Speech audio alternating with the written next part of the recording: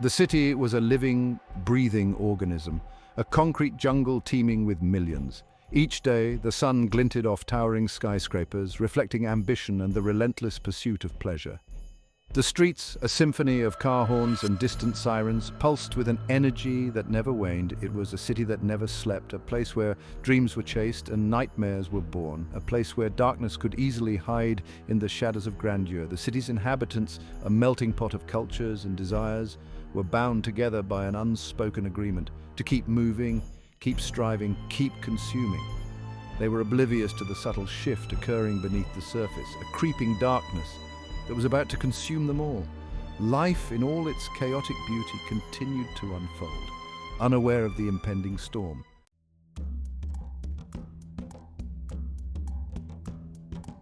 At first, they were just rumors, whispers exchanged in hushed tones at crowded bars and late-night diners, stories of men vanishing without a trace, gone as if they had never existed. These tales, often fueled by alcohol and fear, were quickly dismissed as urban legends, just another dark secret hidden beneath the city's glittering facade. As the disappearances continued, a sense of unease began to permeate the city. The police, overwhelmed and baffled, could find no pattern, no connection between the missing men. The disappearances crossed social and economic boundaries. From the affluent businessmen, who frequented exclusive nightclubs, to the blue-collar workers who sought solace in dimly lit taverns, no one seemed immune.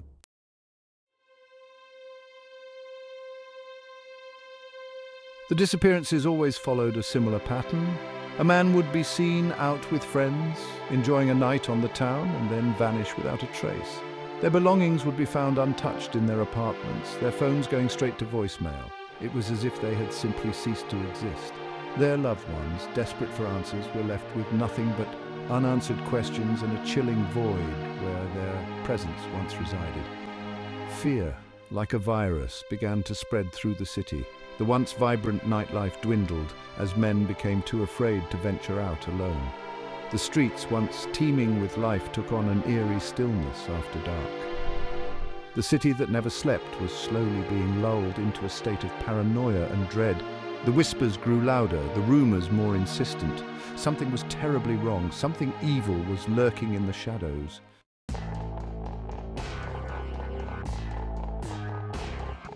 Deep beneath the city, hidden in the labyrinthine network of sewers and catacombs, an ancient ritual was taking place.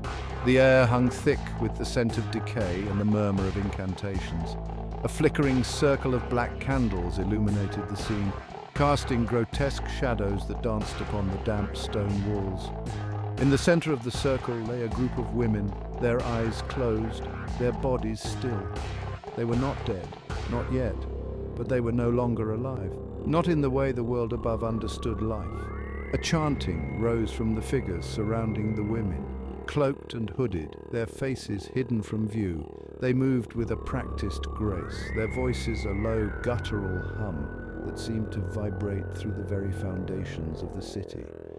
Their words, ancient and arcane, spoke of power and transformation, of death and rebirth. They were the keepers of a forbidden knowledge, a secret passed down through generations, hidden from the prying eyes of the world. The chanting reached a crescendo, the air crackling with raw energy. The candles sputtered and flared, casting grotesque shadows that danced with a life of their own. The women in the circle began to stir, their bodies convulsing as if racked by an unseen force. Their eyes snapped open, no longer reflecting the light, but burning with an unnatural, predatory hunger. A wave of dark energy erupted from the center of the circle, washing over the cloaked figures, then rippling outwards, seeping through the cracks and crevices of the city above. Above, the city continued its frenetic dance, oblivious to the transformation taking place beneath its feet. The ritual was complete. The women were no more. In their place stood something else entirely, something monstrous, something seductive, something hungry.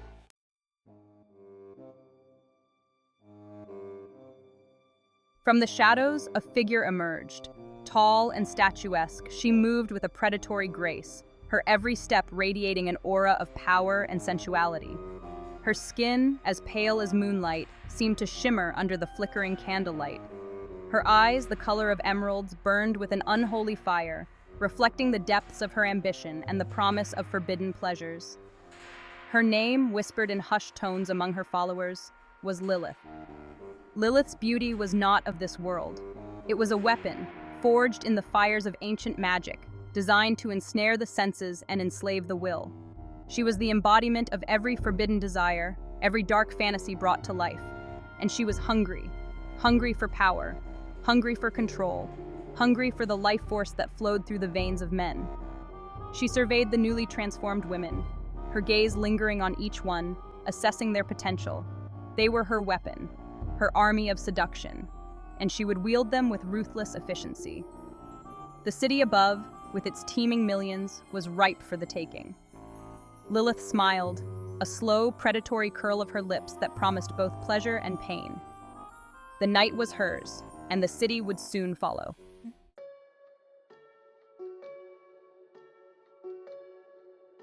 Lilith's plan was simple, yet devastatingly effective. She would use the city's own desires against it, turning its insatiable hunger for pleasure into a weapon of its own destruction. The newly transformed women, now her loyal disciples, would infiltrate every level of society, spreading their seductive web like a virus. They would be the sirens of the modern age, luring men to their doom with promises of ecstasy they could not resist. Their transformation had gifted them with more than just an alluring facade. They possessed an unnatural magnetism, an intoxicating aura that drew men to them like moths to a flame. A single touch, a whispered word, was enough to ensnare the senses and cloud the mind. Resistance was futile. Logic and reason crumbled in the face of their supernatural allure. The women dispersed into the night, each one a predator stalking its prey. They moved with a confidence that bordered on arrogance, their every gesture a symphony of seduction. They were the embodiment of temptation, and the city, with its insatiable appetite for pleasure, was about to get its fill. But this was no ordinary feast. This was a banquet of souls, and Lilith, the queen of the night, was just getting started.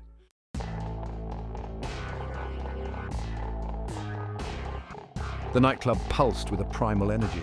Bodies swayed under a strobe light's hypnotic rhythm. An intoxicating mix of sweat, perfume, and desire hung heavy in the air. It was a place where inhibitions were shed and desires ran wild. The perfect hunting ground. She moved through the crowd, a phantom in a silk dress, her eyes scanning the room. Her gaze, sharp as a razor, settled on her target. He was alone at the bar, nursing a drink, a flicker of loneliness in his eyes. Easy prey. She slithered towards him, her hips swaying to the music, her lips curved into a knowing smile. "Alone?" she purred, her voice a husky whisper that sent shivers down his spine. He looked up, startled, then captivated by her beauty. She was everything he had ever desired, beautiful, confident, and radiating an aura of danger that set his pulse racing. He stammered a response, his words lost in the pounding music. She leaned closer, her body brushing against his, her perfume intoxicating his senses. "Come with me," she whispered, her voice a siren's call, promising pleasures beyond his wildest dreams. He didn't hesitate. He was hers.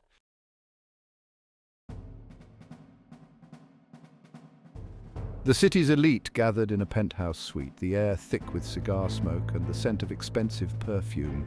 Deals were brokered, favors exchanged, all under the watchful eyes of the city's power brokers. They were the architects of fortune, the puppet masters pulling the strings of commerce and politics. They believed they were in control. They were wrong. She stood at the edge of the room, a glass of champagne in her hand, her eyes scanning the crowd. She was a chameleon, blending seamlessly into this world of wealth and influence. Her dress, a masterpiece of haute couture, clung to her curves. Her jewels sparkled under the crystal chandelier. To the untrained eye, she was just another beautiful woman gracing the arm of a powerful man. They had no idea. Her target, a titan of industry, stood engaged in conversation, his every word laced with arrogance and greed. He was a master manipulator, accustomed to getting what he wanted. She would use his ambition against him. She caught his eye across the room, her lips curving into a knowing smile. He excused himself from the conversation, drawn to her like a moth to a flame. She was different. There was a fire in her eyes, a power in her presence that both intrigued and excited him. He had to have her. Businessman, "You're even more stunning up close," he purred, his voice laced with practiced charm. "Woman, I could say the same about you," she replied, her voice a husky whisper that sent shivers down his spine. He was hooked.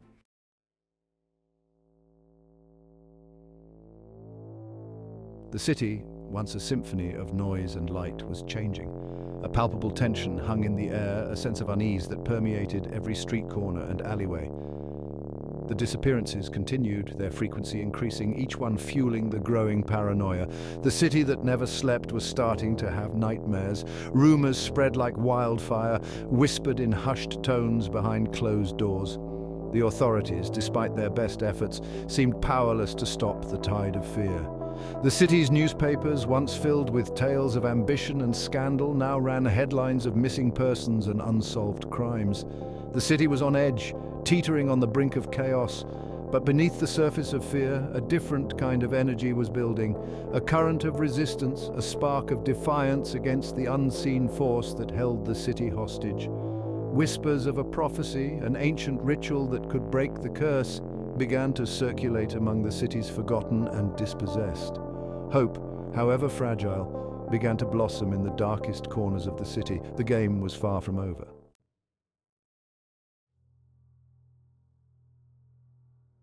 The city's underbelly, a labyrinth of forgotten tunnels and abandoned subway lines, became a sanctuary, a place where whispers of rebellion echoed in the darkness. Here, a small band of individuals, united by grief and a thirst for justice, gathered in secrecy. They were the Resistance, a ragtag group of hackers, street fighters, and heartbroken lovers, each bearing the scars of Lilith's reign. Their leader, a former detective named Jack, had lost everything to Lilith's seductive web. His partner, his friends, his entire life had been consumed by the darkness. Haunted by his failure to protect them, he dedicated himself to exposing the truth and bringing Lilith down. His eyes, once reflecting the city's vibrant energy, now burned with a cold, hard fury. "They took everything from us," Jack's voice, roughened by grief and anger, echoed in the confined space. "Our loved ones, our city, our lives. But we are not powerless. We will fight back." His words, raw and impassioned, ignited a flicker of hope in the eyes of his followers. They were not alone. They would have their revenge.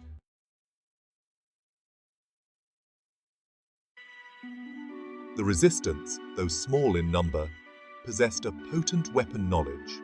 Hidden among them was a scholar, a keeper of ancient lore, who had dedicated his life to studying the city's forgotten history. His name was Elijah, and he held the key to understanding Lilith's power and the secrets to her downfall. Lilith's power lies in her ability to manipulate desire, to twist our deepest longings against us. But her power is not absolute. There is a counter-ritual, a way to break her hold, but it is fraught with danger. Elijah hunched over ancient texts, his brow furrowed in concentration, deciphered cryptic symbols and translated forgotten languages. He spoke of Lilith's origins, a tale whispered through generations of a woman scorned, a demoness seeking dominion over mankind. His words, a mix of history and myth, sent shivers down their spines. Lilith was not just a threat to their city. She was an ancient evil, a force of darkness that had plagued humanity since the dawn of time. The counter-ritual requires a sacrifice, a pure act of selflessness, to sever the link between Lilith and her victims. It is a gamble, a desperate measure, but it is our only chance. The Resistance listened intently, their faces a mixture of hope and trepidation.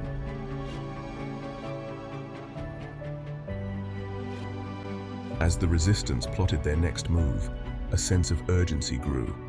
Time was running out. Lilith's grip on the city tightened with each passing night, her influence seeping into every facet of our lives. The streets were no longer safe, every shadow holding the potential for danger. One by one, the members of the Resistance stepped forward, volunteering for the counter-ritual, willing to sacrifice themselves to save their city, their loved ones. But Jack hesitated. He knew that he was the key to defeating Lilith, his connection to her running deeper than any of them. But the thought of facing her again, of confronting the woman who had once held his heart, filled him with a chilling dread. The weight of our mission pressed down on us, the knowledge of what was at stake etched on our faces. We were fighting a losing battle, outmatched and outmaneuvered at every turn. Yet, we refused to give up hope. We clung to the belief that even in the darkest of nights, a single spark of defiance could ignite a revolution. The atmosphere was one of solidarity and shared purpose, but a heavy sense of foreboding hung in the air.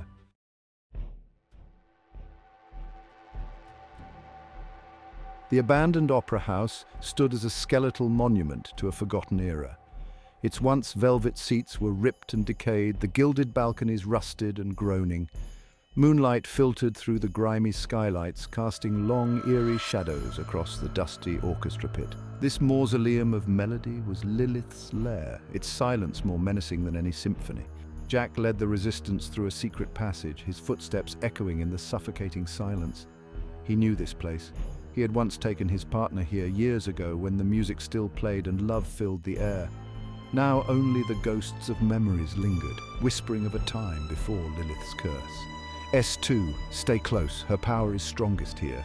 He clutched the silver locket in his hand, its cool metal a source of comfort in the oppressive heat of the building.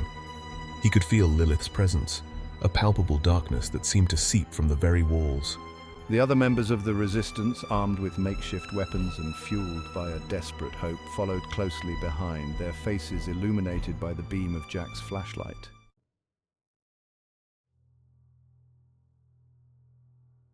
Lilith sat upon a throne of twisted metal and shattered glass, the remnants of the chandelier that once graced the ceiling. She was a vision of darkness and desire, clad in a gown of crimson silk that flowed around her like spilled blood.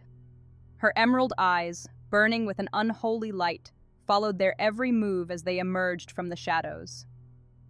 "Jack," she purred, her voice a silken caress that sliced through the silence. "You've finally come back to me." She rose from her throne, her movements fluid and predatory, a panther circling its prey. "Did you bring me a gift, darling? A city ripe for the taking?" Jack felt a surge of rage, a primal anger that threatened to consume him.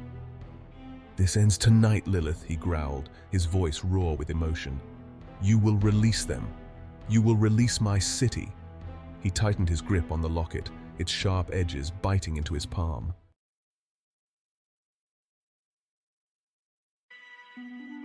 Her words struck him like a physical blow, a reminder of the love they had shared, the love she had twisted into something dark and monstrous. Resistance leader as Jack.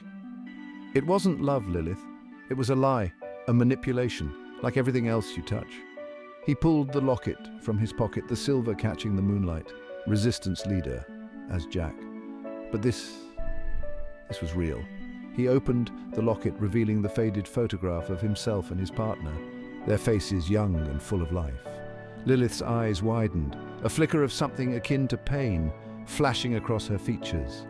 The love, the humanity, captured in that single image was a betrayal, a reminder of the life she had chosen to abandon. And in that moment of vulnerability, the resistance struck.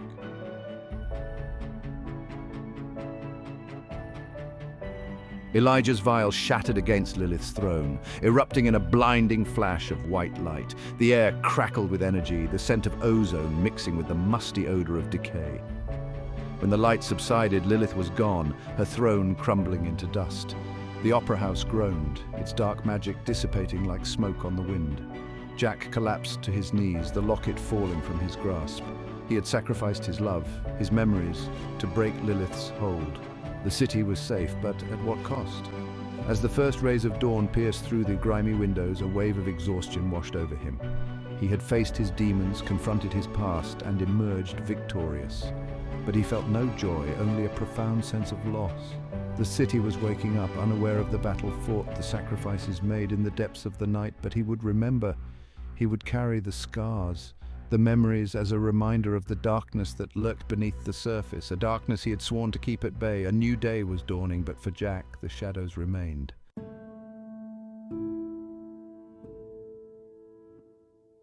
The city, slow to wake from its collective nightmare, stirred back to life. The oppressive weight that had shrouded its streets lifted, replaced by a tentative sense of relief. The newspapers, once harbingers of fear, now proclaimed Lilith's demise in bold headlines. But the scars ran deep, etched into the city's soul. The faces in the morning crowds, though relieved, still held a flicker of uncertainty. The city that never slept had been forced to confront the darkness lurking beneath its glittering facade. The whispers of vanished loved ones lingered in the air, a haunting reminder of the price they had almost paid.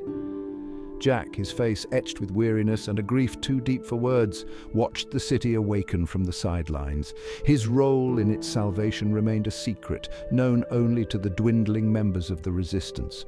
They had all lost someone, the bonds forged in the fires of their ordeal their only solace.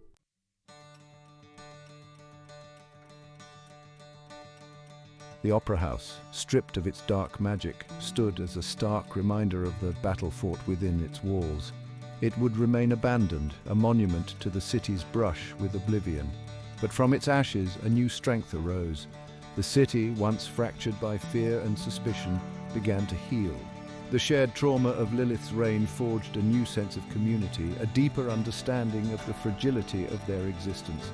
The hunger for endless pleasure that had once defined the city was tempered, replaced by a newfound appreciation for connection and compassion.